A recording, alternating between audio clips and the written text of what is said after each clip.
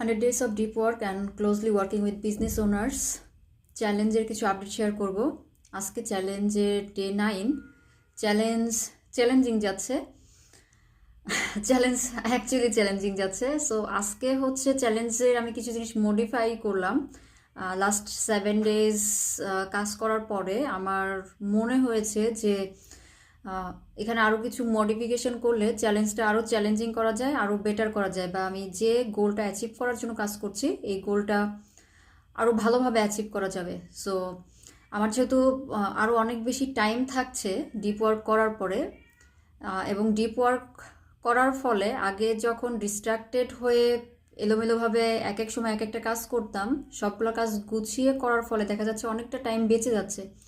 So I thought যে টাইমটা বেঁচে যাচ্ছে এখান থেকে আমি আরও একটা ডিপ ওয়ার্কের ব্লক বানাবো। সো আগে ছিল 3টা ব্লক, এখন আমি করছি 4টা ব্লক।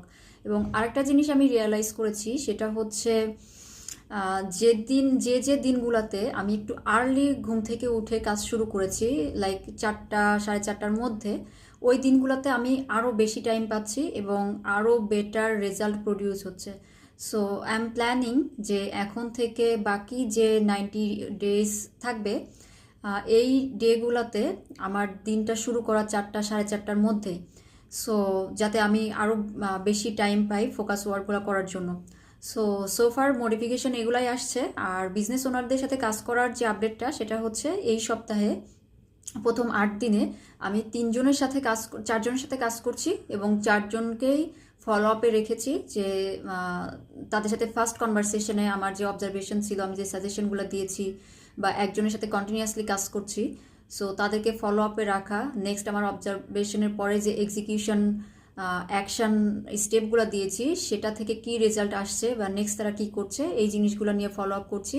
এবং এই সপ্তাহে নতুন আর কাউকে হয়তো নেওয়া হবে না। নেক্সট হয়তো 12 day যাওয়ার পরে আমি নতুন যাদেরকে আউটরিচ করছি তাদের সাথে নতুন করে কনভারসেশন করব।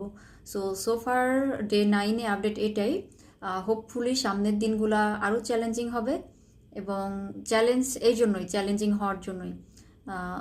আরেকটা ভিডিওতে দেখা হবে।